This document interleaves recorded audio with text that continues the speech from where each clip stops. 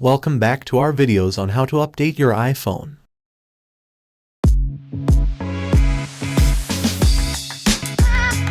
You can follow these steps. Go to Settings, tap on General, and then select Software Update. Wait for a moment while the update loads.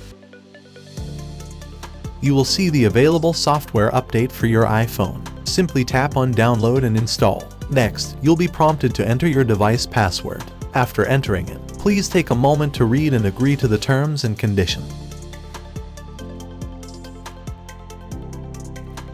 Once done, the software download will begin. However, let it complete without interruption.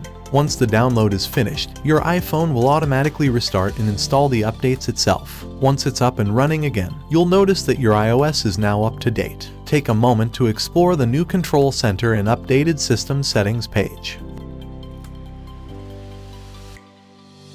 Usually, you'll receive a pop-up notification when an update is ready. You'll also discover what's new on your iPhone by simply scrolling through the updated software.